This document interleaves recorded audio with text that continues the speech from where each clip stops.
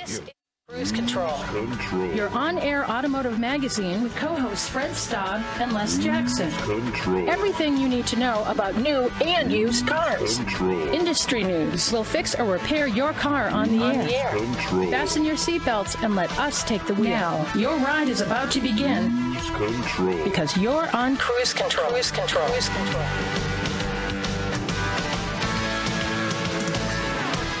And welcome to Cruise Control, your on-air automotive magazine. Fred Staab and Les Jackson here. We are ready to give you a great hour of information about what's going on in the automotive industry and maybe some tips. If you're heading out to look for a new vehicle, we'll tell you about that. Got a great study coming up that we're going to tell you about. But first, we're starting with some news that you want to listen up to if you own certain vehicles, and we'll tell you which ones they are in a little bit.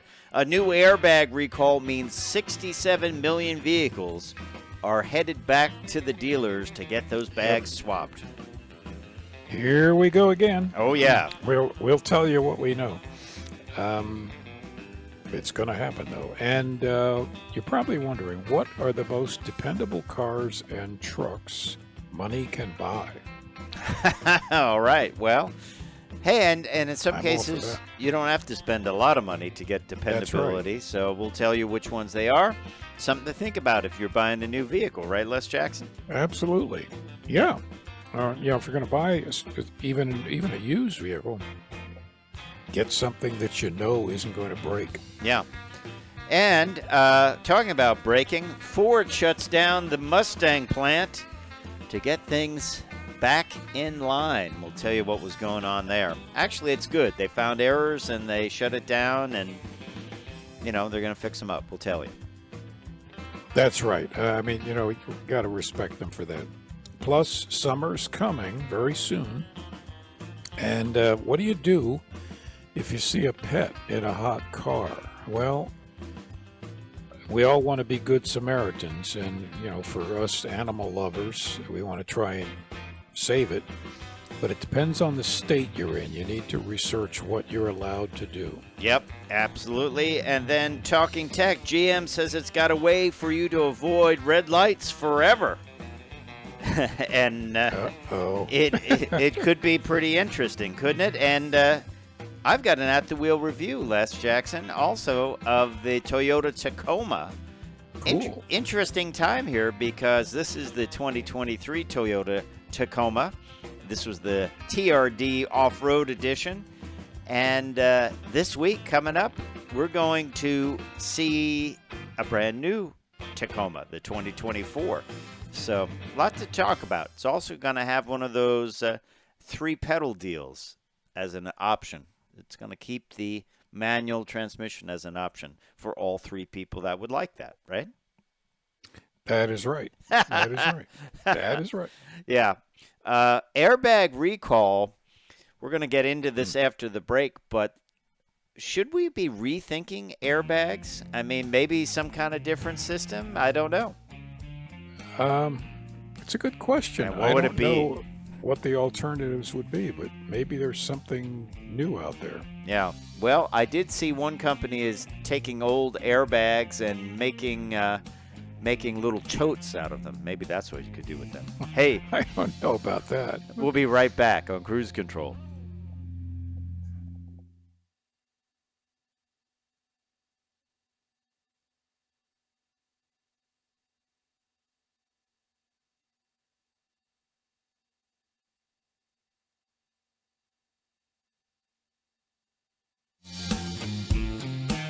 Cruise Control.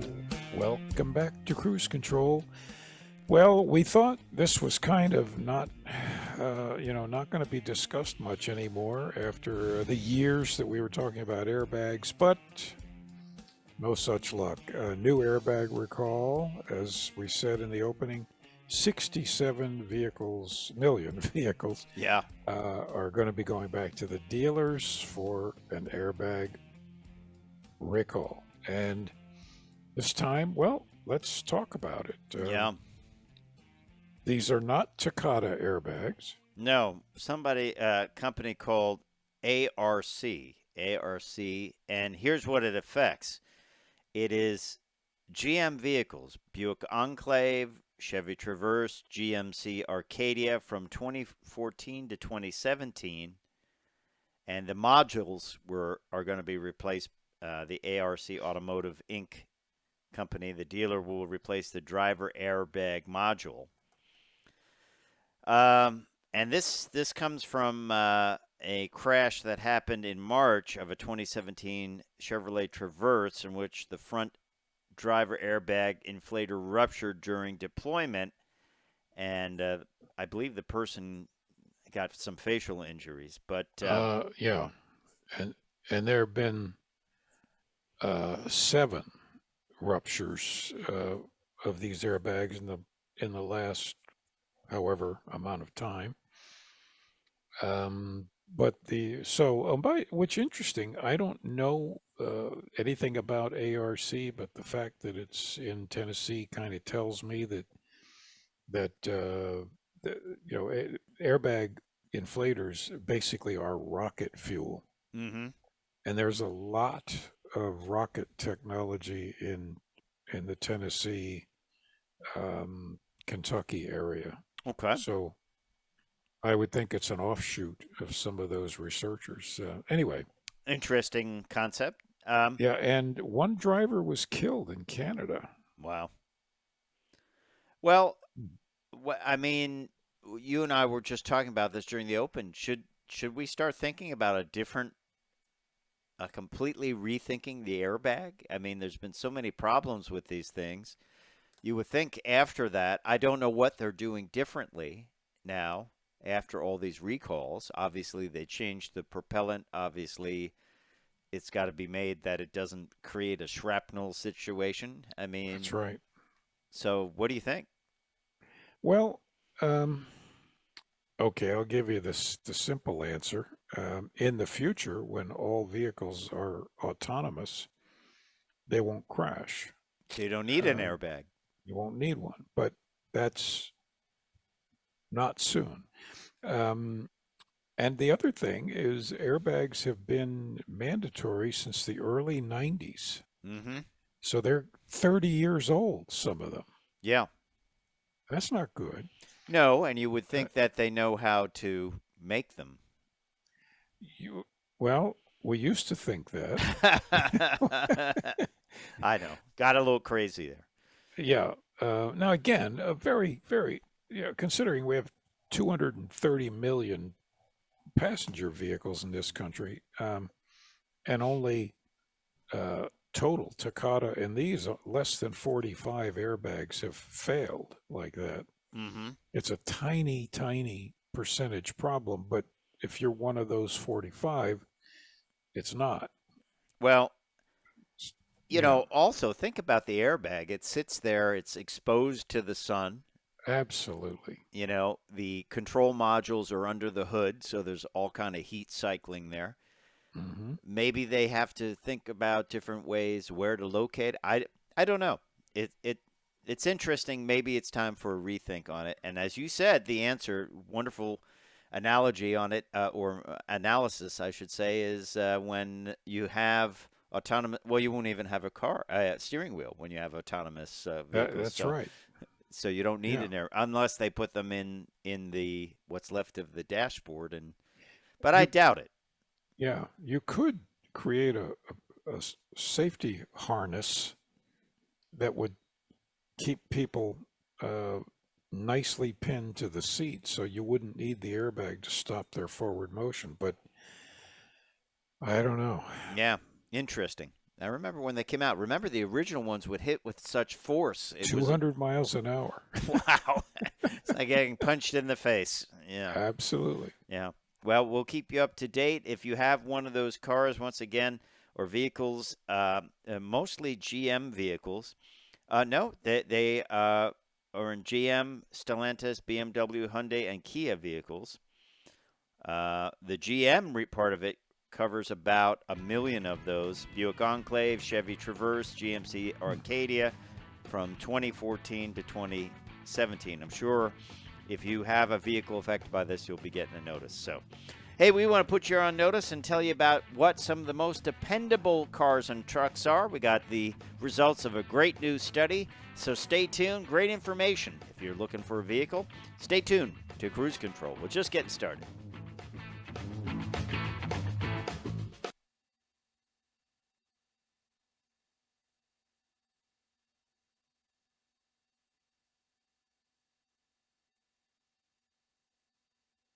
And welcome back. We're having a little fun during the break here at Cruise Control Radio. Thanks for coming back. Hey, it's Fred Staab, Les Jackson, and we've got some great information here from iccars.com. They always seem to put together some great studies, and it's great information, so we like to bring it over to you in case you're looking for a vehicle. The longest lasting, most dependable cars and trucks, and where to begin? They really break it all out. We should break out, sedans, SUVs, trucks. Okay, and then they have an overall list too of cars. Well, true, but likely to last 25 miles,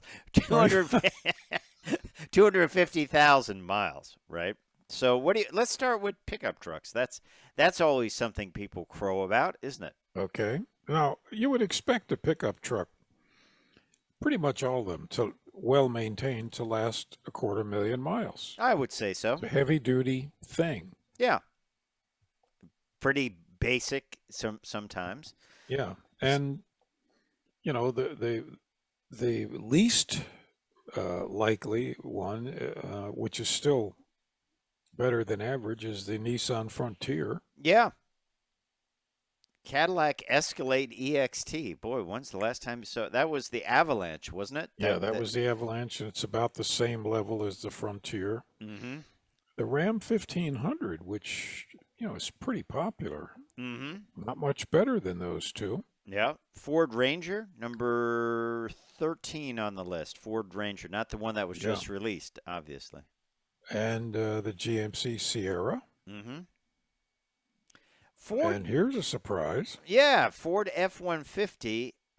It's in the top 20, but it's only at number 11. That's kind of low, isn't it? That is low. What's kind up of then? Scary. But then it gets a little better. The Ram 3500 and the 2500. Okay. The Chevy Avalanche coming in at number 8 for all you Avalanche buyers. When's the last time they built an Avalanche? Why is it so much better than the Cadillac Escalade when they're the same? Less electronics, maybe? I don't know. Maybe. Silverado 1500 again. The best. That's the best 1500. That's the best 1500 out there. Number 7. It is the best. And of course, that's the 2500 Silverado, the Sierra, which same vehicle. Mm-hmm. Then we get to the Tacoma Toyota. I'll show you mine. There's the one I drove. And that's a reliable, Toyota. Yeah. Number 4. Yeah. Yeah. And then number 3, the F-250 Ford. Well, aren't most of those diesel? Most of them are. Most of them are very heavy-duty pickup trucks. Depends if you're going to use them with severe duty, like driving them through wet and all that. Mm-hmm. You have to do the maintenance, but they'll last. Number 2, Toyota Tundra. People swear by them. Right up there. Yeah, people love them. Mm-hmm. And then number 1, no surprise, Ford F-350 Super Duty. Yeah, well, you've really graduated into like almost a professional level truck there, haven't you? Yeah. Well, it's also upwards of $100,000. Well, if you're not interested in a truck, let's look at some of the longest lasting cars. And I am really heartened to see one that's up at the top that is related to my vehicle. But let's start at number 10. I don't see my vehicle anywhere. I don't see it either, Les, so I got to be honest. I am not surprised. Okay. Anyway. Let's run them from 10 on up. Yeah, from 10, Volkswagen Jetta. Mm-hmm. Not surprising, not No. surprising. And, of course, the Volkswagen Golf, Yep. number 9. Also not surprising, Honda Civic 8. And Acura Not, RL, a little bit more not surprising. surprising. Acura RL, though, right? That's right.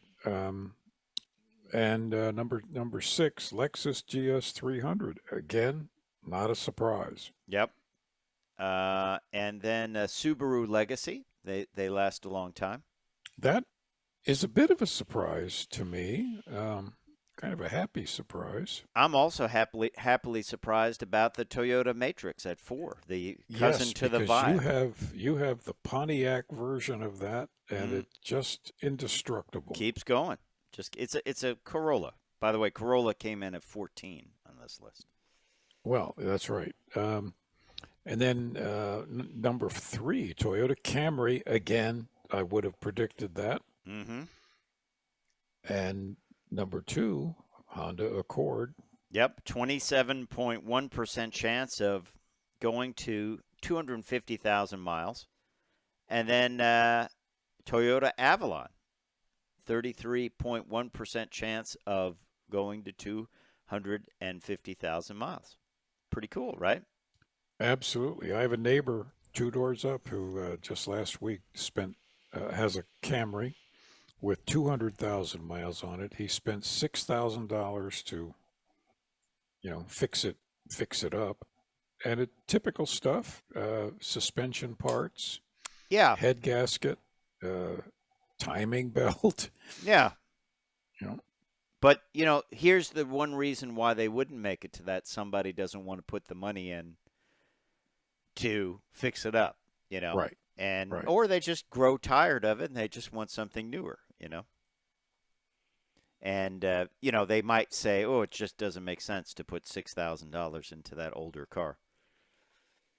But some people do. Well, how about this for minivans? Minivans, number 5, the Nissan Quest. When's the last time that was made? Man, wow. Around 2000? That has a 3.5% chance of making it to 250,000 miles, according to the IC Cars study. Yeah, Dodge Grand Caravan, same thing. 5.1, yep. Town and Country, a little bit better at 6.8, right? That's right. And then the Honda Odyssey, very popular, and that's only 13. All of the minivans are they have a tough life. A lot of Cheerios being thrown around in the back, I guess. Yep. And a Toyota Sienna, way up there, 23%. Yeah. Most likely, 23% likely to make it to a 250,000. It's a very informative study. Yeah, it's from iccars.com. You can go over to iccars.com and check them out if you want the full list and see if your vehicle is on there. Surprise on the F-150, I would say, didn't do better. I am surprised at that. Because don't they always say, like, the certain percentage of F-150s are still on the road? Well, but the problem with that marketing is that they always say, and Subaru says it, and a bunch of other manufacturers are saying it now, is that 98, 93, 95% of those built in the last 11 years are still on the road. That's just a mathematical game. That same percentage of anything built in the last 11 years is still functioning. Theoretically, yes, unless you bought a Yugo. And certainly not a certain Mazda that I own. but refrigerators, air conditioners. It's a mathematical certainty. Algorithm. Yeah. Statistical number. So cool stuff. Well, hey, when we come back, we've got a ton more to go. We're going to talk about Ford shutting down the brand new Mustang plant because there were some issues there. I'm going to tell you about summer coming and what to do if you see a pet in a hot car. It depends on what state you're in. We're going to talk tech about GM saying, hey, we could have you avoid red lights forever. And then I'm going to have an at-the-wheel review of the Toyota Tacoma TRD Off-Road. So, hey, we've got a lot coming up on Cruise Control, so stay tuned. You don't want to miss it. Fred Staab, Les Jackson. We'll be right back.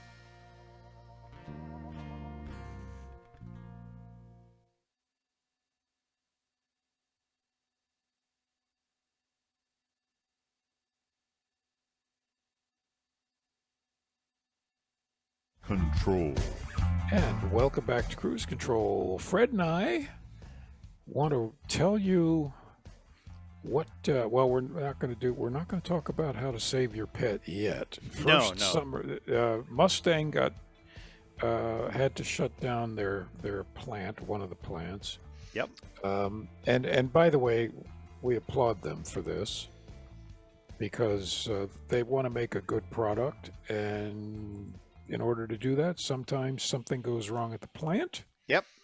And this was the Flat Rock assembly plant in Detroit, and they halted. Well, actually, it was last month. They'll be down this week. Mm-hmm. Quality issues, they like to say. Yeah, and they named out a couple of them, including body panel fitment, an electrical problem that requires additional engineering. Are you listening, Tesla?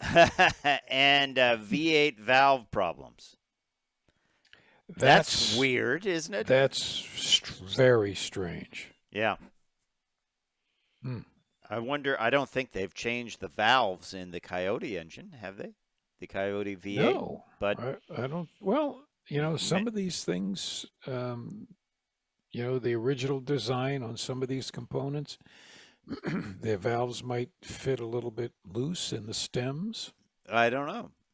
So does it still pay, in your estimation, to not order an early car and let them figure it out? What happens to these cars that were built? Are they the test cars, that won't be sold, or? Well, it depends on how many they've built before they find the problem, but I tend to be one that advises people, wait a year.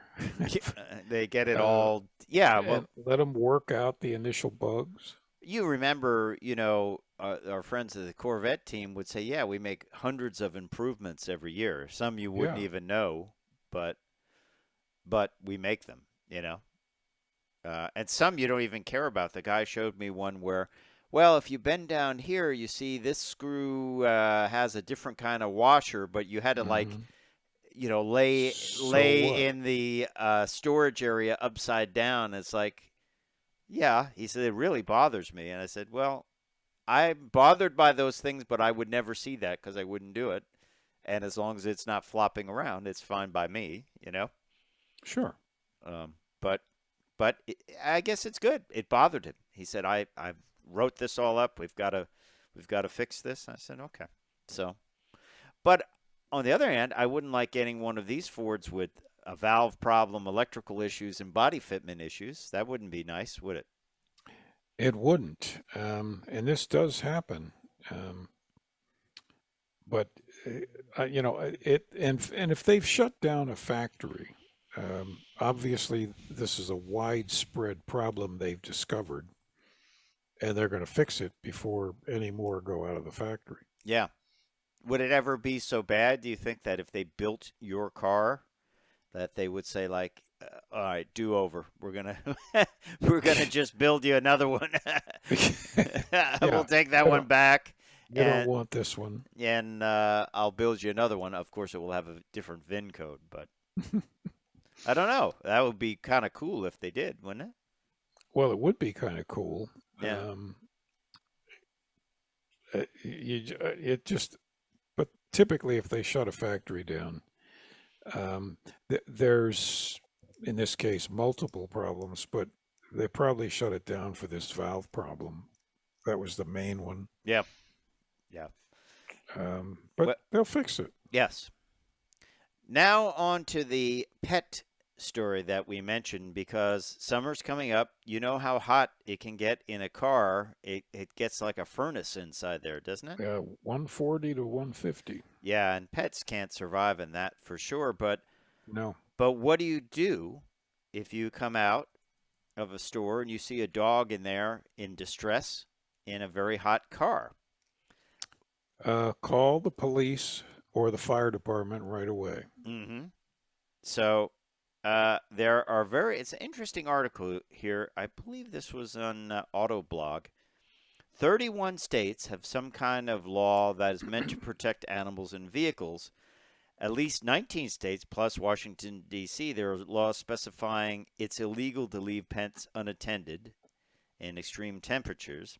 In 21 states, authorities such as police, firefighters, or animal control are allowed to forcibly open the car to rescue it. Additionally, many states have Good Samaritan laws that shield bypassers from liability when helping someone in distress, someone being a pet. In the following and 13 states, those laws include rescuing a pet from a hot car, and we have a list of those states. And then there's one, I believe, that says, well, if you break the window, you pay for half of it if you're a Good Samaritan, which I would do anyway. I would do that if I could save a dog or a cat. How about you? Or a llama?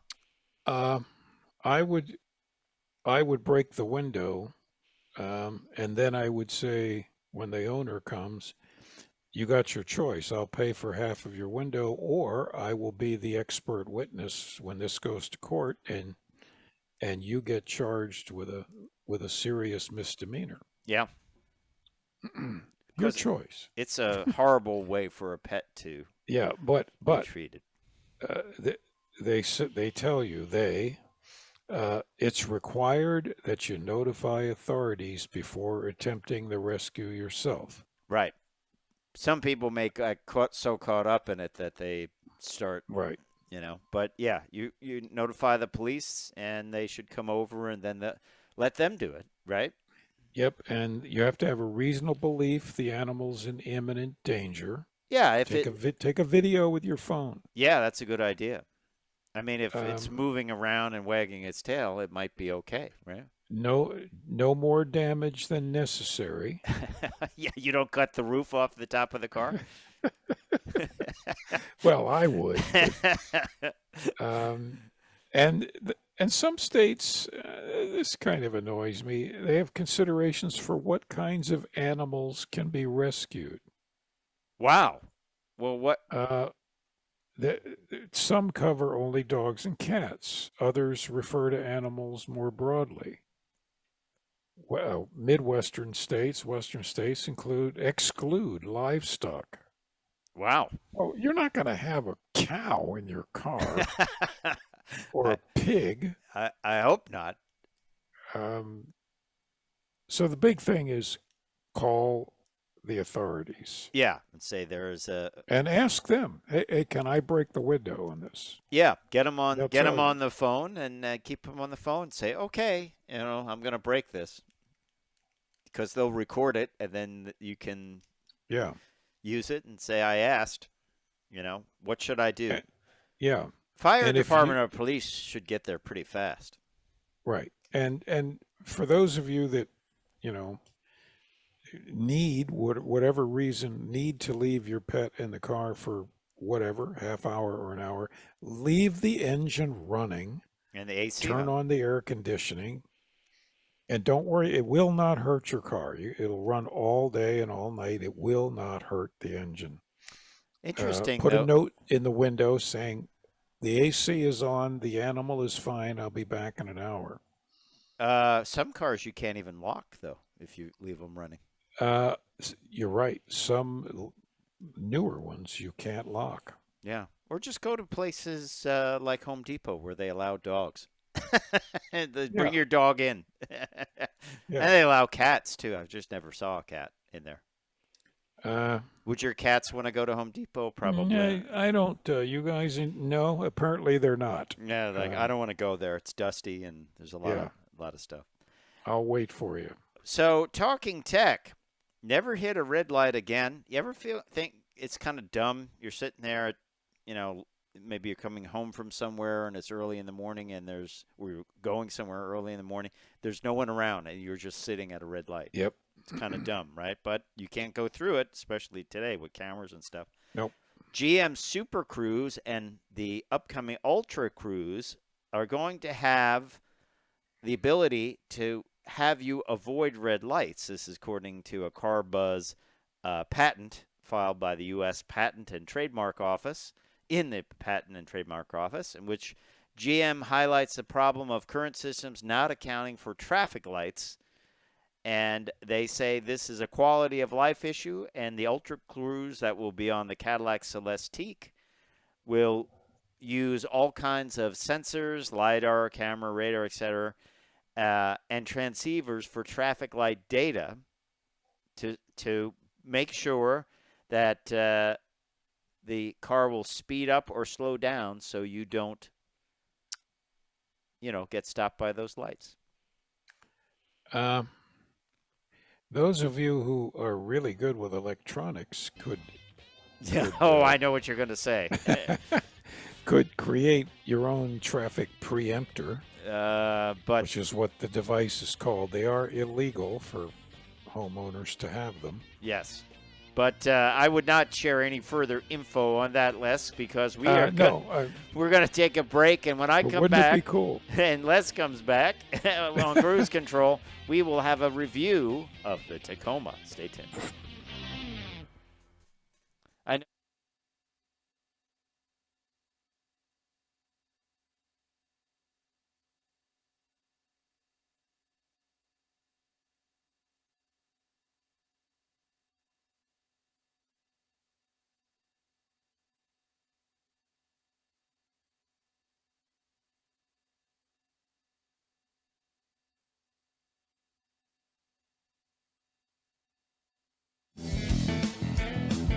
Cruise Control. And welcome back to Cruise Control, your on-air automotive magazine. Fred Staab and Les Jackson. We are glad you're along for the ride. We've got an at-the-wheel review.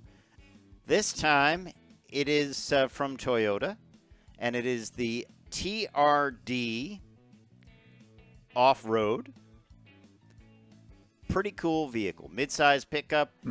On the inside, cloth seats, kind of nice style to them. Some piping, some design in there. They've got a lot of nice things going on in the inside of this vehicle. Great nav system. Les likes it because it's integrated into the dash and it is not sticking up. Yep. Like a lot of I other much vehicles. prefer that. Easy to throw into four-wheel drive with a knob on the dashboard, four-wheel low. It has a safe. That was an option in there. I believe this is because a lot of people are carrying pistols now, so they want to put them somewhere. The rear glass opens, always nice. I always like that. This was interesting. Up above the mirror were some of the controls for the all-wheel drive system, including the locking, diff, and hill descent. But all in all, a nice interior, a lot of common pieces to the Toyota lineup. Rear seat passengers, good rear leg room, and some nice storage behind the seat.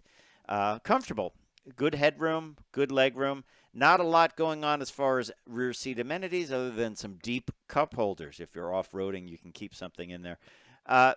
Behind the seat, some nice storage. Maybe you keep a laptop back there, and then some cover storage under the seat as well. Good to see them using that room. I like that. I like that a lot. And there's covered storage on the other side of the seat cushion as well. Under the hood, ours had the V6, which is an Atkinson cycle engine, and it did a nice job of moving it along, although the vehicle did feel a bit heavy, I think, with those big wheels. As you know, they keep on turning, don't they? They do keep on turning. Great look on this vehicle. Ours was white with the graphics on board. It had a bed extender out back. And the bed, they are made of sheet composite on the inside. So it's not even a bed liner. The interior is a composite material, which is great. So it's not an add-on bed liner. You flip out that extender. I think these are a great idea for smaller pickup trucks, especially if you want to carry sheet goods or you just want to carry a lot of stuff and and add another couple of feet to your bed, I think it's a good way to go. And just remember to secure everything down with the tie downs. It has 110 volts in the bed, which is great. Another little small storage area. I'm not sure what that was for. A lot of ride height in this vehicle. It's one of the highest riding vehicles I've had in a while with no running boards on it. Goodyear Wranglers to get it going through the mud and grime. Good-looking truck. I mean, this is kind of a pure pickup truck with a luxurious interior, high riding, and very capable. Rode nice on the highway, but it was a little bit of a struggle for some people to get inside of it. TRD 4x4 off-road. You can also get the TRD Pro, which has even more capability. But this is a nice package if you're looking for a mid-size pickup truck. And as I mentioned, there's going to be a new version of this released this week. So this is the 2003 version. So if you're going out to buy one, this might be the one you can get a deal on once the new one is revealed. It's something nice about a mid-size pickup truck. It reminds me of the Frontier and the Ranger and the rest of them. It's everything you need, but in a smaller package. And the fact that you have 4 doors and some storage inside is not a bad thing either. You can take it grocery shopping and put all your bags on the back floor there.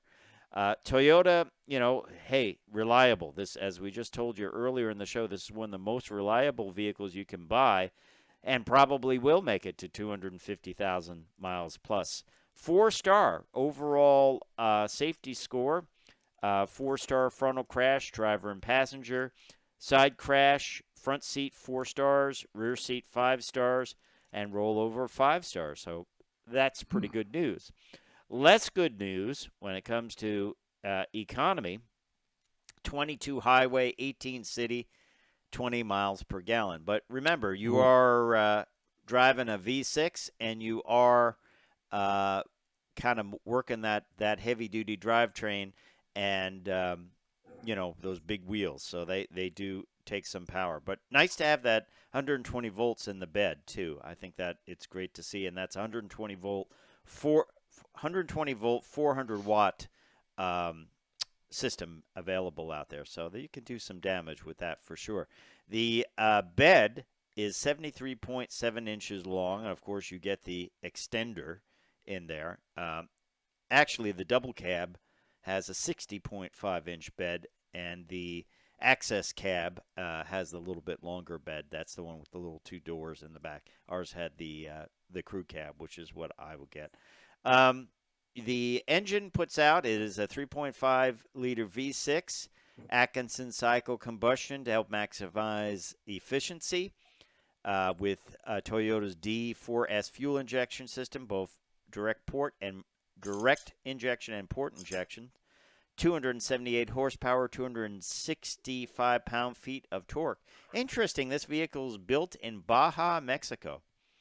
So a truck that is for off-roading is built in one of the big off-road areas of the world. That's a big one. Yeah. So let's talk about this. Base price, $38,405. We had the optional LED headlights with LED daylight running lights and black bezel and LED fog lights, $485. I think it's worth it. It had a bed extender, which on the windshield sticker says Beck extender, which I don't know what that is. They mean bed extender, I think. $300. Blackout package, that blacked out the trim and the logos and the exhaust pipe. Probably wouldn't go for that for $430. The console safe, $359. So all in with destination, which is $1,335, $41,314 for a really nice pickup truck. I wonder now that the new one will be revealed on the 19th if you'll see some deals on these. What do you think? I think there are going to be some surprises. You mean surprise deals? I think so. Okay. Good looking little truck. Sort of feel it. Oh, by the way, what's its load capacity? I don't think I have that for you. Is that like a half ton or a quarter ton? I'm not, I'm not sure. I'd have to look at that. I just know that it is one of the very capable off-road. It's not the Pro, the TRD Pro, which is the most capable. And then you can get TRD Sport. TRD stands for Toyota Racing Development. And then ours is the off-road. So the off-road, it gives you that multi-terrain select system. And you can choose a drive mode to match the type of terrain. That's the controls up above the mirror, such as loose rock and all that. But interesting. I enjoyed my time in it. I thought it was a fun vehicle to drive. Probably if I was going to use it every day, I'd have to put a step on the side or some kind of running boards, or maybe those retractable running boards that retract, because it was a little tall to get in. Yep. I know the feeling. So, but once you're in, it's nice, and the cab is plenty big. And would somebody that just wants a pickup truck just to figure out, like always wanted a pickup truck, probably they'd be better suited with something like the Ford Maverick or whatever. This is a little bit a rougher version, for somebody that's looking to actually do some off-roading and then have something that you can use around town. But anyway, that is from Toyota, is the TRD Off-Road. Hey, it's time for me to say I'm Fred Staab. I'm Les Jackson. We are going to see you down the road. Bye.